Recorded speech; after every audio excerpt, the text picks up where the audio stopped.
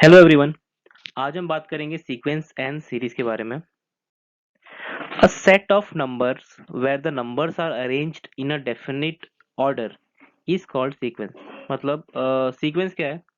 एक नंबर का सेट है। ओके, इसमें जो नंबर्स हैं, उस सेट में जो नंबर्स हैं उसे एक डिफाइनाइट ऑर्डर में अरेंज किया हुआ है। ओके, सो उसे हम सीक्वेंस कहेंगे। अभी डिफाइनाइट ऑर्डर होता क्या है, इसे हम एक एग्जांपल से समझते हैं। Natural number is an example of a sequence. Okay, अब नेचुरल नंबर क्या होता है? नेचुरल नंबर जो नंबर्स कहाँ से स्टार्ट होते हैं? वन से स्टार्ट होते हैं, वन से इनफाइनाइट तक जाते हैं। अगर मैं फर्स्ट 10 नेचुरल नंबर की बात करूँ, वन से 10 तक, तो क्या होंगे? 1 2 3 4 5 सो ऑन से कहाँ तक होंगे? 10 तक होंगे, राइट। अब इसमें जो फिफ्थ नंबर है हमारा, फिफ्थ पोजीशन का, मैंने क्या कहा, फिफ्थ पोजीशन का जो नंबर है हमारा, वो 5 है, राइट। वो 4 नहीं हो सकता, वो 3 नहीं हो सकता। क्यों नहीं हो सकता? क्योंकि उसका जो प्लेस है इस सीक्वेंस में, जो उसका प्लेस है वो फिक्स है। वो क्या, किस जिसने नंबर नेचुरल नंबर बनाया होगा, स्टार्ट किया होगा, उसने उसको ऐसे ही फिक्स कर दिया होगा, राइट। इसलिए फिफ्थ नंबर, नंबर 5 कब आता है? 4 के बाद ही आता है। 4 के पहले नंबर 5 नहीं आता, राइट। सो ये क्या होगा? ये होता है सीक्वेंस का एग्जाम। सीक्वेंस ऐसे होते हैं। इसका एग्जांपल, एक और एग्जांपल देखते हैं। ये एक सीक्वेंस, एक 1 4 9 16 25, राइट। तो इस सीक्वेंस में जो हमारे नंबर्स, जो टर्म्स हमारे आ रहे हैं, वो कैसे आ रहे हैं? पहला नंबर जो 1 है, वो 1 का स्क्वायर है। 1 का स्क्वायर तो 1 ही होता है। 4 जो है वो 2 का स्क्वायर है, राइट। 9 है 3 का स्क्वायर। 16 है 4 का स्क्वायर। तो यहाँ हम क्या देख रहे हैं? जो हमारा कॉन्सिक्यूटिव टर्म है, मतलब एक के बाद जो एक टर्म आ रहा है, वो क्या है? वो नेचुरल नंबर का क्या है? स्क्वायर है, राइट। सो ये 1 का स्क्वायर है, ये 2 का स्क्वायर है, ये 3 का है, 4 का है, 5 का है, एंड सो ऑन। तो वैसे ही अगर मुझे पता करना होगा कि इसमें इस सीरीज, इस सीक्वेंस में एट जो हमारा क्या है, एट पोजीशन का जो हमारा टर्म है, नंबर है, वो क्या रहेगा? वो रहेगा 64 रहेगा, राइट। क्योंकि एट नंबर क्या आता है नेचुरल नंबर में? 8 ही आता है। एट पोजीशन का नंबर 8 है, और 8 का स्क्वायर होता है 64। तो इस सीक्वेंस में हमारा जो एट्थ नंबर होगा वो क्या हो जाएगा? 64 हो जाएगा। एंड इसे हम सीक्वेंस के जो हर टर्म रहता है उसे हम क्या कहते हैं? ऑर्डर टर्म कहते हैं। ऑर्डर टर्म किस लिए कहते हैं? क्योंकि वो पर्टिकुलर ऑर्डर फॉलो करता है, राइट। नाउ फाइनाइट सीक्वेंस क्या होता है? अगर किसी भी सीक्वेंस में फाइनाइट नंबर ऑफ टर्म्स हैं, फाइनाइट नंबर टर्म्स क्या होते हैं? जिन्हें हम डायरेक्टली काउंट कर सकते हैं, तो फाइनाइट सीक्वेंस होता है। जिन सीक्वेंस में इनफाइनाइट नंबर ऑफ टर्म्स हैं, उन्हें उन्हें हम कहते हैं इनफाइनाइट सीक्वेंस। नाउ अब हमने एक चीज यहाँ पे देखी, सीक्वेंस क्या होता है? सीक्वेंस एक पर्टिकुलर ऑर्डर फॉलो करता है, एक रूल फॉलो करता है। इसीलिए सीक्वेंस को हम क्या कहते हैं? प्रोग्रेशंस कहते हैं। क्या कहते हैं? प्रोग्रेशंस कहते हैं। In a sequence, if the difference between any term and its preceding term tn plus 1 minus tn is constant, अगर किसी भी सीक्वेंस में दो कॉन्जिक्यूटिव टर्म का जो डिफरेंस है वो क्या है? अगर कांस्टेंट है, राइट। मतलब जैसे कि सेकेंड टर्म और फर्स्ट टर्म प्रीसीडिंग ऑर्डर में, अगर डिफरेंस कांस्टेंट है, तो उसे हम अरिथमेटिक प्रोग्रेशन कहते हैं। ओके,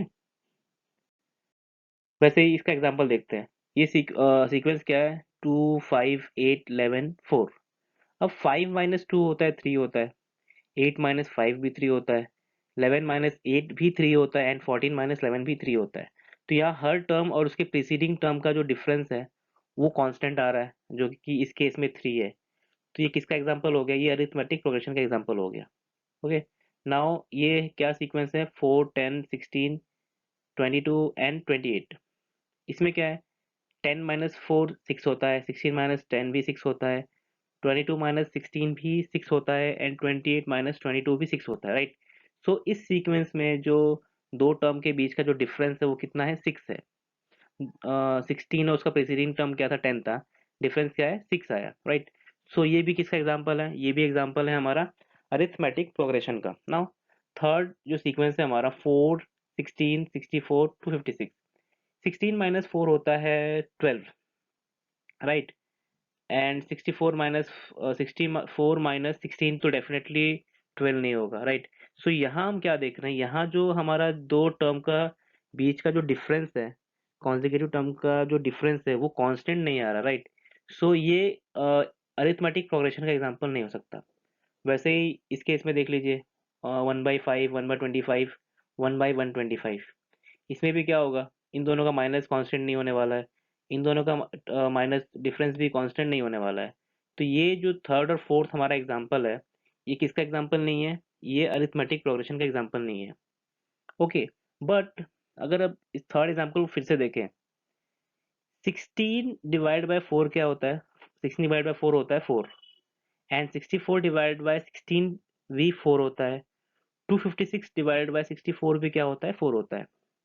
यहाँ क्या है, यहाँ दो कॉन्सिक्यूटिव टर्म है, उसका क्या है, रेशियो जो आ रहा है वो कांस्टेंट आ रहा है। ठीक है, अब अगर किसी सीक्वेंस में किसी भी कोई भी टर्म है और उसका प्रीसीडिंग टर्म है, दोनों का अगर रेशियो कांस्टेंट आता है तो उसे हम कहते हैं जियोमेट्रिक ज्योमेट्रिक प्रोग्रेशन। ये किसका एग्जांपल हो गया, ज्योमेट्रिक प्रोग्रेशन का। इसमें क्या होता है, कोई टी एन प्लस वन और टी एन, उस t n plus one and उसका प्रीसीडिंग टर्म टी एन, दोनों का रेशियो कांस्टेंट आ रहा है, राइट। सो ये किसका एग्जांपल हो गया, ये हो गया ज्योमेट्रिक प्रोग्रेशन का एग्जांपल हो गया। डेफिनेशन क्या कहती है ज्योमेट्रिक प्रोग्रेशन की, a sequence t n is said to be a geometric progression if t n plus one divide by t n is constant. मतलब टी एन प्लस वन और उसका प्रीसीडिंग टर्म टी एन का जो ratio है वो क्या है, constant आएगा। एंड इस रेशियो को हम क्या कहते हैं, कॉमन रेशियो कहते हैं, common ratio of the GP. And denote किससे करते हैं, हम इसे डिनोट करते हैं by letter small r. And r should not be equal to zero for all n belongs to natural numbers. Okay, it is convenient to denote, हाँ। And क्या होता है, जितने भी हमारे प्रोग्रेशंस हैं उसमें जो अरिथमेटिक हो गया या ज्योमेट्रिक हो गया, कोई भी प्रोग्रेशन हो गया, जो फर्स्ट टर्म होता है हमारा उसका, उस प्रोग्रेशन का जो फर्स्ट टर्म है उसे हमेशा हम ए से डिनोट करते हैं, राइट। एंड ए को हम फर्स्ट टर्म बोलते हैं, एंड इसमें इसके अब जब हम ज्योमेट्रिक प्रोग्रेशन की बात कर रहे हैं तो ए फर्स्ट टर्म हो गया और आर हो गया कॉमन रेशियो। ठीक है, सो ये भी एक सीक्वेंस का एग्जांपल है, a r square, a r cube, a r raise to four. ये ज्योमेट्रिक प्रोग्रेशन का एग्जांपल है। अगर आप किसी भी दो टर्म का रेशियो लेंगे तो वो क्या आएगा, आर ही आएगा। A r divide by a r आएगा, a r square divide by a r भी आर आएगा। ओके, एग्जांपल्स ऑफ जीपी, 2 8 32 128 5 1 2, ये जीपी का एग्जांपल है। यहाँ फर्स्ट टर्म क्या है, 2 है, एंड कॉमन रेशियो क्या है, 4 है। 8 डिवाइड बाई 2 क्या होता है, 4 होता है। 32 डिवाइड बाई 8 भी 4 होता है, 128 डिवाइड बाई 32 भी 4 होता है, राइट। वैसे ही 25 5 1 और 1/5, ये किसका एग्जांपल है, एबीजीपी का एग्जांपल है। फर्स्ट टर्म क्या है, हमारा फर्स्ट टर्म 25 है, एंड कॉमन रेशियो यहाँ पे हमारा 1/5 है, बिकॉज 5 डिवाइड बाई 25 क्या होगा, 1/5 होगा। 1 डिवाइड बाई 5 1/5 ही होगा, एंड 1/5 डिवाइड बाई 1 क्या होगा, 1/5 होगा। सो यहाँ पे हमारा कॉमन रेशियो क्या हो गया, 1/5। नाउ जनरल टर्म और the nth term of the AP of the GP, sorry, अगर जी अब जीपी की हम किसकी बात कर रहे हैं, nth, कोई भी nth टर्म है उसको हम, उसका एक्सप्रेशन क्या होता है, उसका फॉर्मूला क्या है, उसकी बात करते हैं। अगर a और r क्या है, फर्स्ट फर्स्ट टर्म है एंड कॉमन रेशियो जीपी का है, देन nth टर्म डिनोट कैसे करते हैं हम, t n is equal to a r raise to n minus one.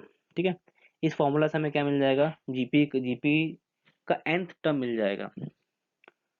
For example 25 5 1 1/5, ये क्या है, ये एक ज्योमेट्रिक प्रोग्रेशन है, इसका फर्स्ट टर्म 25 है, आर कॉमन रेशियो 1/5 है, तो इसका nth टर्म क्या हो जाएगा, टी एन क्या होता है, a r raise to n minus one, right. तो इसका nth टर्म क्या हो गया, 25 1/5 raise to n minus one. मान लीजिए मुझे 10th टर्म फाइंड करना है, तो मैं क्या करूंगा, n को 10 पुट कर दूंगा और 10 माइनस वन क्या हो जाएगा, 9 हो जाएगा।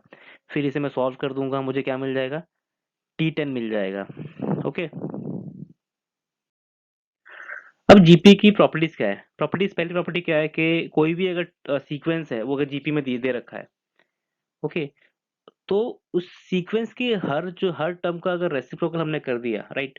जैसे कि कोई सीक्वेंस है जिसका पहला टर्म 2 है, दूसरा कोई ज्योमेट्रिक प्रोग्रेशन है, इसका पहला टर्म 2 है, दूसरा 4 है, फिर 6 है, फिर 8 है, राइट। अभी ये किस में है, ये जीपी में है। अगर मैंने इनका रेसिप्रोकल कर दिया, रेसिप्रोकल क्या होता है, उल्टा कर देना, मतलब 1 अपॉन में कर देना। 2 का रेसिप्रोकल 1/2 हो जाएगा, 4 का 1/4 हो जाएगा, 6 का 1/6 हो जाएगा, 8 का 1/8 हो जाएगा। सो ये जो रेसिप्रोकल करने के बाद जो नया सीक्वेंस बना, ये भी किस में रहेगा, जीपी में रहेगा। ओके, इफ ईच टर्म, मतलब अभी हमने क्या किया, अगर हम कोई ज्योमेट्रिक प्रोग्रेशन है उसके हर टर्म को हमने क्या कर दिया, एक सेम नॉन जीरो कांस्टेंट से क्या कर दिया, तो मल्टीप्लाई कर दिया, तो डिवाइड, सबको अगर मल्टीप्लाई करो सबको मल्टीप्लाई कर दो, अगर डिवाइड करो सबको सबसे क्या कर दो, डिवाइड कर दो। तो जो नया हमें हमारा सीक्वेंस बनेगा वो भी किस में रहेगा, जीपी में रहेगा।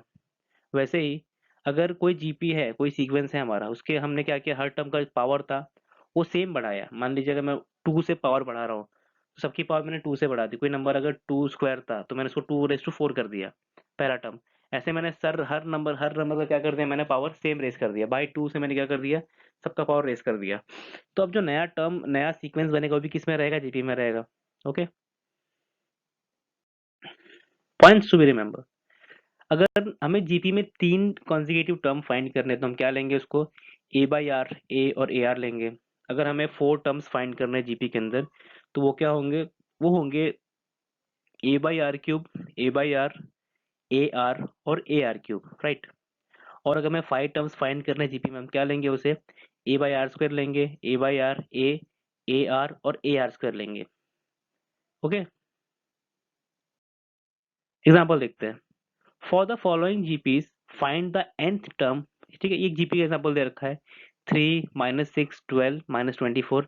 इसका हमें nth टर्म फाइंड करना है। ओके, ए क्या हो गया यहाँ पे, A3 हो गया। आर -2 कैसे हो गया, -6 डिवाइड बाई 3 क्या होता है, -2 होता है। 12 डिवाइड बाई -6 -2 होता है। -24 डिवाइड बाई 12 भी -2 होता है। सो आर क्या हो गया, आर दैट इज हमारा कॉमन रेशियो क्या हो गया, -2 हो गया। सो nth टर्म क्या हो जाएगा, Tn is equal to a r raise to n -1, right. A का वैल्यू क्या था, 3 था, यहाँ पुट कर दिया। आर का वैल्यू -2 था, यहाँ पुट कर दिया, रेस टू n -1 हो गया।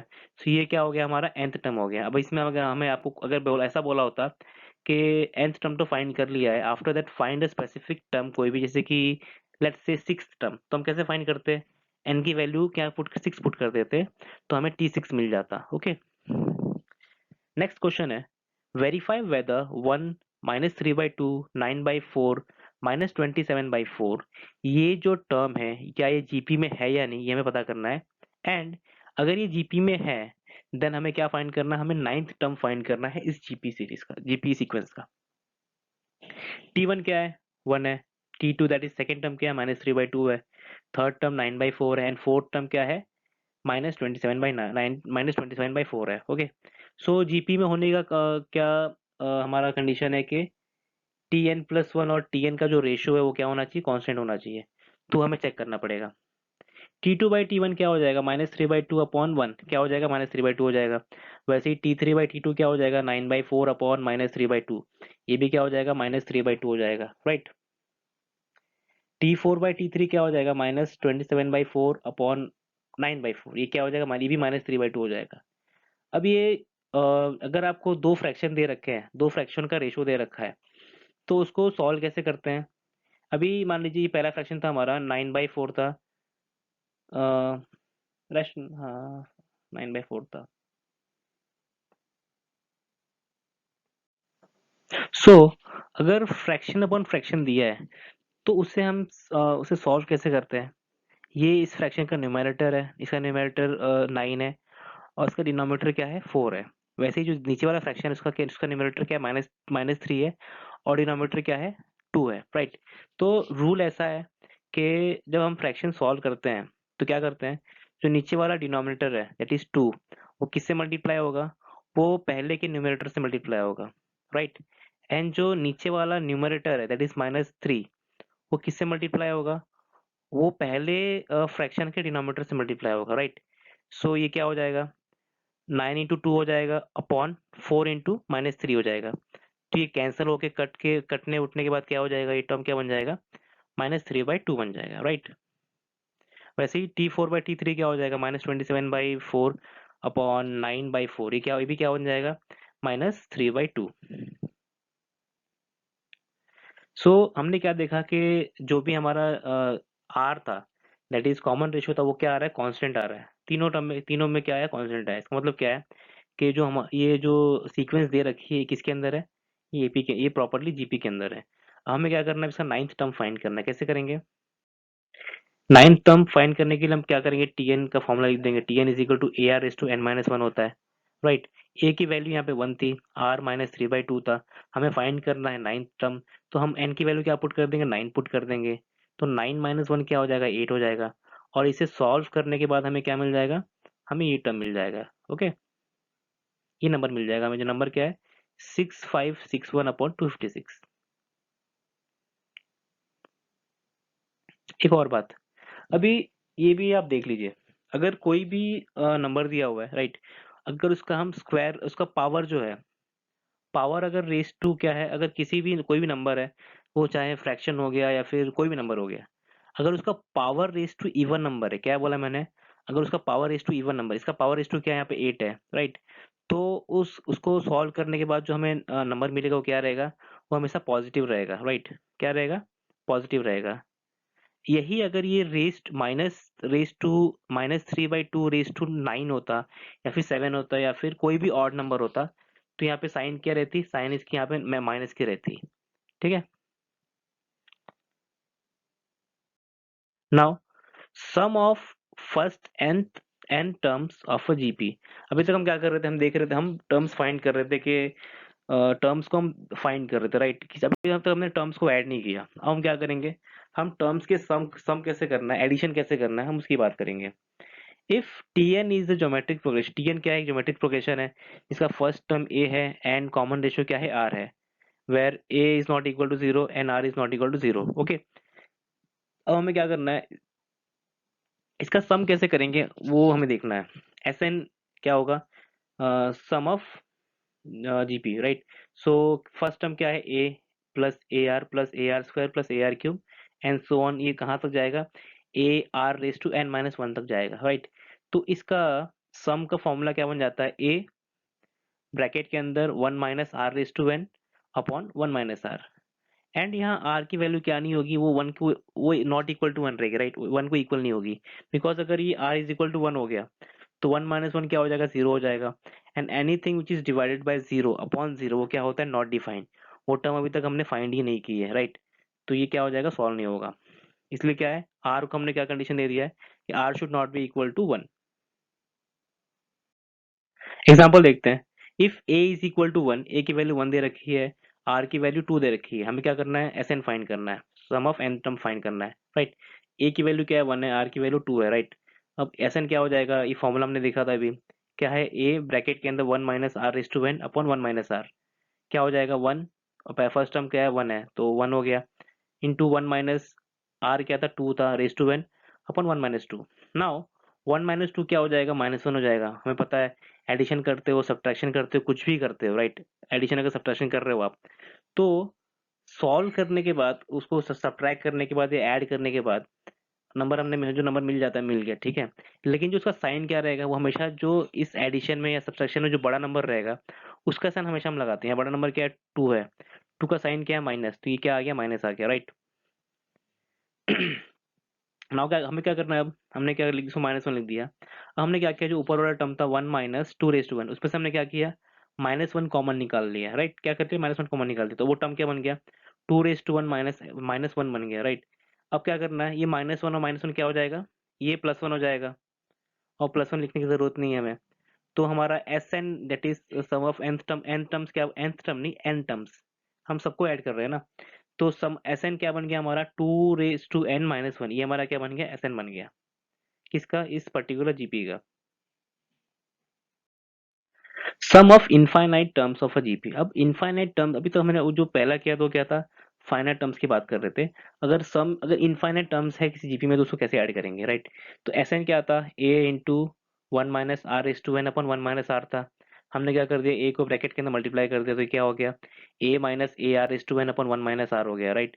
अब क्या करना है हमें, इसको क्या करना है, सेपरेट कर देना है, क्या हो जाएगा, a/1 - r minus a/1 - r into r⁻1, separate कैसे कर दिया, अभी ये जो दोनों है, दोनों ऊपर के टर्म दिए हुए उसके क्या है, डिनोमिनेटर दोनों के सेम है, और डिनोमिनेटर सेम है, तो मैं इसे ऐसे सेपरेट करके लिख सकता हूँ, ये आपने प्रीवियस क्लास में पढ़ा होगा। अब इसमें कंडीशन एक ये है कि इसमें कंडीशन क्या है कि r की जो है वो क्या होनी चाहिए, मॉड r, r नहीं है मॉड r है, मॉड r की जो वैल्यू है वो क्या होनी चाहिए, लेस देन 1 होनी चाहिए। अब मैंने मॉड r क्यों यूज किया, मॉड का ऐसा फंडा है कि जब भी आप मॉड यूज करते हो राइट, मॉड यूज करते हो, ये इसे, ये जो दो पैरेलल लाइंस है, इसे हम मॉड कहते हैं। इसके अंदर कोई भी नंबर है, वो पॉजिटिव है या नेगेटिव है, उससे फर्क नहीं पड़ता, मॉड के अंदर वो आ गया तो उसकी वैल्यू हमेशा क्या रहती है, पॉजिटिव ही रहती है, राइट। अगर इसमें इसमें मैंने अगर नंबर लिखा होता -3, तो -3 का मॉड वैल्यू क्या हो जाएगा, +3 हो जाएगा। क्या हो जाएगा, +3 हो जाएगा। अगर मैं नंबर लिखता हूँ -a, राइट, तो -a का मॉड वैल्यू क्या हो जाएगा, +a हो जाएगा, हमेशा प्लस रहेगा, हमेशा पॉजिटिव रहेगा। ठीक है। वैसे ही if mod r is less than, mod r की वैल्यू क्या है, लेस देन 1 है, and n tends to infinity, और n किसको अप्रोच कर रहा है, इन्फिनिटी को अप्रोच कर रहा है, then r raise to n किसको अप्रोच करेगा, जीरो को अप्रोच करेगा। ओके। नाउ अगर r रेज टू n, अगर ये जो टर्म है ये जीरो को अप्रोच कर रहा है, ठीक है, तो इसके मल्टीप्लिकेशन में ये पूरा टर्म क्या हो जाएगा, ये पूरा टर्म जीरो को अप्रोच करने वाला है। अगर ये पूरा टर्म जीरो को अप्रोच कर रहा है तो इसकी वैल्यू क्या हो जाएगी, नेग्लिजिबल हो जाएगी। तो हमने क्या किया, उसको लिखा ही नहीं। ठीक है।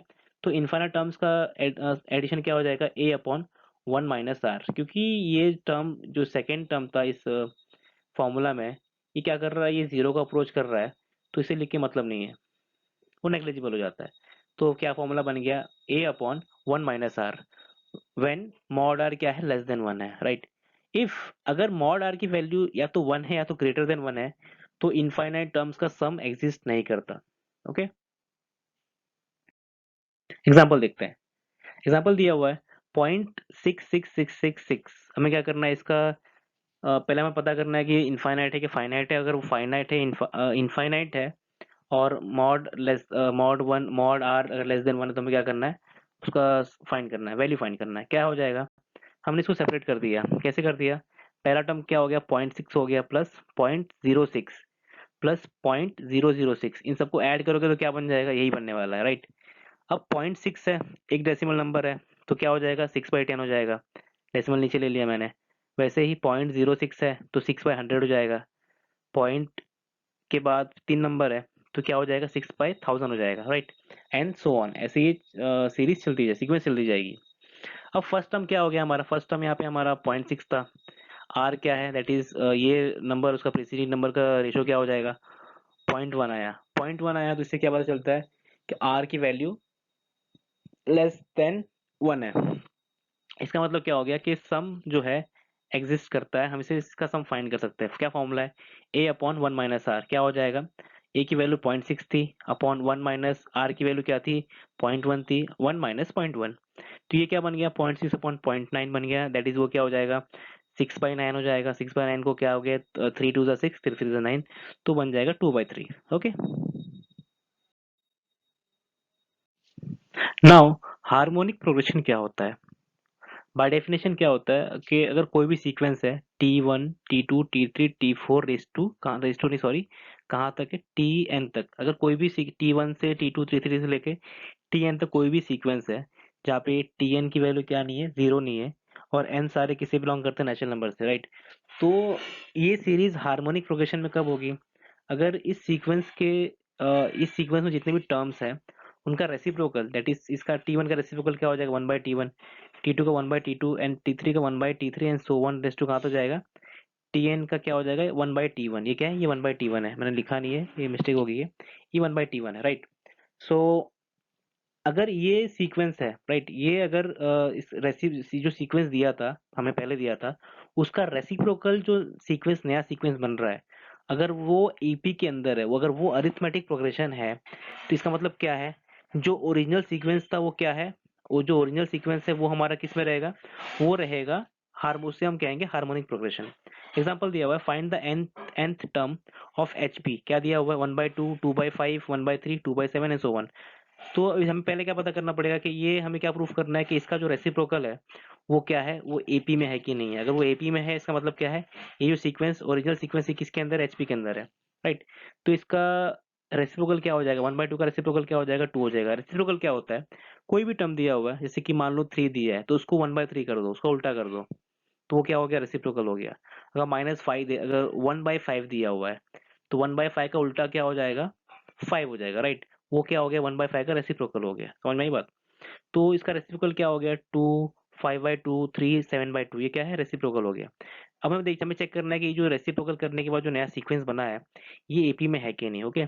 फर्स्ट टर्म क्या है, यहाँ पे 2 है, और डिफरेंस क्या है, 1/2 आ गया, राइट। 5/2 -2 क्या होता है, 1/2 होता है। 3 माइनस 5/2 क्या होता है? 1/2 होता है। 7/2 माइनस 3 भी क्या होता है? 1/2 होता है, राइट। सो डिफरेंस क्या आ रहा है? कांस्टेंट आ रहा है। दैट मीन्स कि ये जो सीक्वेंस है बना रेसिप्रोकल करने के बाद ये किसके अंदर है? एपी के अंदर है। दैट मीन्स जो हमारा ओरिजिनल सीक्वेंस था वो किसके अंदर आ गया? हार्मोनिक प्रोग्रेशन के अंदर आ गया, राइट। अब एपी के अंदर nth टीएन टर्म क्या होता है? इसका फॉर्मूला क्या है? A plus n minus one into d. ये है एपी के लिए nth टर्म का फॉर्मूला। तो फर्स्ट टर्म क्या था यहाँ पे? जो रेसिप्रोकल करने के बाद जो सीक्वेंस बना था, 2 plus one minus n minus one into 1/2, right. So अब क्या करना है हमें? ये ब्रैकेट खुल जाएगा, क्या हो जाएगा? 2 plus 1/2 n minus 1/2, right. 2 minus 1/2 क्या हो जाएगा? 3/2 हो जाएगा, प्लस n/2। तो दोनों का क्या है? दोनों का डिनोमिनेटर सेम है। तो ये Tn क्या हो गया? 3 प्लस एन अपॉन 2 हो गया हमारा। Tn किसके लिए? अरिथमेटिक प्रोग्रेशन के लिए, राइट। सो एचपी के लिए इसका nth टर्म क्या होगा? जो nth टर्म एपी का आया है उसका रेसिप्रोकल क्या हो जाएगा? एचपी का nth टर्म हो जाएगा। तो इसका रेसिप्रोकल क्या हो जाएगा? 2/3 प्लस एन। तो ये क्या हो गया? एचपी का हमारा nth टर्म हो गया, right. Now means, type of means क्या होता है? पहली बात, मीन ये होता है कि एवरेज लेना। इन लेमेंस टर्म एवरेज लेने को हम क्या कहते हैं? मीन मीन फाइंड करना कहते हैं। ओके। सो अरिथमेटिक मीन क्या होता है? अगर दो नंबर एक्स वाई दिया हुआ है तो उनका अरिथमेटिक मीन क्या हो जाएगा? उनका एवरेज क्या हो जाएगा? X plus y divide by two. ये क्या हो गया? इनका अरिथमेटिक मीन हो गया। नाउ अब ऑब्जॉर्व करो। मान लो एग्जाम्पल, ये जो एक्स वाई था, टर्म था, मान लो मैंने इसके एग्जाम्पल लेते हैं, एक्स की वैल्यू 1 लेते हैं और वाई की वैल्यू 2 लेते हैं, right. So 1 plus two that is 3 divide by to कितना हो जाएगा? 1.5 हो जाएगा, राइट। अब ये तीनों नंबर है, पहला नंबर क्या था? 1 था, ये क्या आ गया? 1.5 आ गया, और ये क्या है? y क्या था हमारा? 2 था। 1, 1.5 और 2, ये तीनों नंबर है, ये किसके अंदर है? अरिथमेटिक प्रोग्रेशन के अंदर है। कैसे? 1.5 माइनस वन क्या होता है? 0.5 होता है। 2 माइनस 1.5 क्या होता है? वो भी 0.5 होता है, राइट। डिफरेंस क्या आ गया? कांस्टेंट आ गया, राइट। तो इससे हमें ये पता चलता है कि कोई भी दो नंबर है, अगर उसका कोई भी नंबर दो नंबर है, उसका अगर वो दो नंबर और उसका जो अरिथमेटिक मीन है, राइट, 3 नंबर हो गए। तो ये तीनों नंबर किस में रहेंगे? हमेशा एपी में रहेंगे, अरिथमेटिक प्रोग्रेशन में रहेंगे। और सीक्वेंस का इसका सीक्वेंस क्या रहेगा? एक्स, फिर बीच में क्या आ जाएगा? सेकेंड टर्म क्या आ जाएगा? जो अरिथमेटिक मीन था वो, एंड फिर लास्ट नंबर क्या हो जाएगा? वाई हो जाएगा। वैसे ही ज्योमेट्रिक मीन क्या होता है? अगर दो नंबर दे रखा है, एक्स वाई दे रखा है, और दोनों की साइन क्या होनी चाहिए? सेम होनी चाहिए। सेम इसलिए होनी चाहिए, हमें क्या लेना है? रूट लेना है। अगर रूट के अंदर अगर साइन चेंज हो गई तो क्या हो जाता है? प्रॉब्लम हो जाता है, कॉम्प्लेक्स नंबर बन जाता है। वो नहीं करना, उसे अवॉइड करने के लिए क्या करना है? दोनों की साइन क्या होनी चाहिए? तो पॉजिटिव हो चाहे या फिर नेगेटिव हो। नेगेटिव में जो नेगेटिव क्या हो जाता है? पॉजिटिव हो जाता है, ठीक है। अगर कोई भी दो नंबर है, उनका ज्योमेट्रिक मीन ऐसे फाइंड करना है, तो ये जो ज्योमेट्रिक मीन आ गया, एंड जो दो नंबर थे, ये तीनों किस में रहेंगे? ज्योमेट्रिक प्रोग्रेशन में रहेंगे, ओके। वैसे ही दो नंबर दिया हुआ है, उनका हार्मोनिक प्रोग्रेशन क्या हो जाएगा? हार्मोनिक मीन क्या हो जाएगा? H is equal to 2xy upon x plus y, right. So अब ये तीनों नंबर किस किस में रहेंगे? ये रहेंगे हमारे एचपी में रहेंगे, हाँ, हार्मोनिक प्रोग्रेशन में रहेंगे। अब ये हमने देखा, जो रिजल्ट हमने देखे किसके लिए थे? दो नंबर्स के लिए थे। अगर हम इसके लिए एन नंबर के लिए एक्सटेंड करें तो कैसे हो जाएगा? ये क्या हो जाएगा? x1 plus x two plus x three, कहाँ तक? एक्स एन तक, डिवाइड बाई एन, ठीक है। अगर 10 नंबर दिए हुए हैं, 10 फर्स्ट 10 नेचुरल नंबर की बात करूं मैं, अगर ये हमारा उसका मीन फाइंड करना है, कैसे करेंगे? 1 प्लस 2 प्लस 3 कहाँ तक? 10 तक, डिवाइड बाय 10, क्योंकि 10 नंबर्स हैं, राइट। वैसे ही ज्योमेट्रिक मीन क्या हो जाएगा? x1 into x2 into x3, कहाँ तक? X raise to n, sorry x n तक। और किस फिर क्या करना है? उसका हमें ले लेना है, उसका nth रूट फाइंड करना है हमें, ओके। वैसे ही हार्मोनिक मीन क्या हो जाएगा? n upon 1/x1 plus 1/x2 plus कहाँ से? 1/xn तक, ओके। एक थ्योरम है, if a g and h, ये तीनों क्या है? Arithmetic mean, geometric mean and harmonic mean respectively. ये तीनों क्या है? ए जी एच क्या है? ये तीन मीन्स है, राइट। तो किसके? दो पॉजिटिव नंबर्स के मीन्स हैं। तो हमें क्या प्रूफ करना है? कि g square is equal to a h होता है, and g is greater than h and less than a. That is geometric mean is greater than harmonic mean and less than arithmetic mean. ये हमें क्या करना है? Proof करना है। तो हमने क्या कर दिया? हमने कह दिया कि एक्स और वाई क्या है? टू पॉजिटिव नंबर है, दो पॉजिटिव नंबर है, एक्स वाई है। तो उसका उनका अरिथमेटिक मीन क्या हो जाएगा? X plus y by two हो जाएगा। ज्योमेट्रिक मीन क्या हो जाएगा? स्क्वायर रूट एक्स वाई हो जाएगा। और हार्मोनिक मीन क्या हो जाएगा, 2xy upon x plus Y हो जाएगा। अब प्रूफ करने का क्या फंडा है कि अगर मैं कोई भी दो चीज दे रखी है प्रूफ करने के लिए कहा है, तो एक काम करो, या तो LHS को RHS बना दो, या तो RHS को LHS बना दो। दोनों अगर इक्वल आ गए तो क्या हो गया कि आपने आपका जो भी थियरम है जो भी है वो क्या हो गया, प्रूफ हो गया। हमने क्या करेंगे, हम यहाँ RHS को LHS बनाएंगे। ओके, RHS क्या दिया था, harmonic mean into arithmetic mean. हमने लिख दिया arithmetic mean into harmonic mean is equal to क्या हो गया, अरिथमेटिक मीन क्या था, x plus y upon two था, x plus y upon t लिख दिया। हार्मोनिक मीन क्या था, 2xy upon x plus y, 2xy upon x plus y हमने लिख दिया। राइट, अब क्या करना है हमें, अब करना ये है कि हमें दिख रहा है कि ये टर्म कैंसिल हो जाएगा और ये टू टू भी कैंसिल हो जाएगा। तो हमने क्या कर दिया, ये इसको काट दिया, फिर से ये टू को इस टू के साथ काट दिया, तो बचा क्या, सिर्फ सिर्फ एक्स वाई बचा। राइट, एक्स वाई बच गया। अब ये एक्स वाई है क्या, ज्योमेट्रिक मीन क्या होता है, अंडर रूट एक्स वाई होता है। इसका हम स्क्वायर कर देंगे तो क्या हो जाएगा, स्क्वायर और रूट दोनों कैंसिल हो जाएगा। तो जी स्क्वायर की वैल्यू क्या आ जाएगी, एक्स वाई आ जाएगी। राइट, तो ये जी इसकी क्या किसकी वैल्यू होगी, जी स्क्वायर की वैल्यू होगी। हमें क्या प्रूफ करना था कि ये जो ए एच का मल्टीप्लीकेशन है वो क्या हो जाता है, is equal to r is equal to क्या हो गया, जी स्क्वायर हो गया। जी स्क्वायर क्या था हमारा, एल एच एस था, तो हमने क्या कर दिया, प्रूफ कर दिया। सिमिलरली कंसिडर के a minus g that is arithmetic mean minus geometric mean क्या हो जाएगा, x plus y by two minus under root x y हो जाएगा। राइट, अब यहाँ पे क्या है, डिनोमीटर टू है, यहाँ पे डिनोमीटर वन है। तो हमने क्या करना है, डिनोमीटर क्या करना है, यहाँ पे दोनों का सेम करके वन बाई टू कॉमन ले लिया यहाँ पे। राइट, कॉमन लेने के बाद क्या हो जाएगा, ये ब्रैकेट में क्या बन जाएगा, टर्म क्या बन जाएगा, x plus y minus two root x y. ठीक है, अब ये जो x plus y minus two root x y है, ये किससे हमें सिमिलर दिखता है, हमें दिखता है कि ये a square plus b square minus two a b को सिमिलर है। राइट, एक्स क्या होता है, अब ये अब आपका यहाँ तो स्क्वायर तो दिया ही नहीं है, तो root x into root x क्या हो जाएगा, एक्स हो जाएगा। ठीक है, तो एक्स किसका स्क्वायर है, एक्स रूट एक्स का स्क्वायर है, और वाई किसका स्क्वायर है, वाई रूट वाई का स्क्वायर है। ठीक है, तो हमने क्या कर दिया, हमने ये a minus b the whole square का फॉर्मूला यहाँ पे लगा दिया। तो टर्म क्या बन गया, वन बाई टू ब्रैकेट के अंदर root x minus root y का होल स्क्वायर। इसके हम इसको आप एक्सपांड करोगे तो आपको क्या मिलेगा, ये टर्म मिलेगा।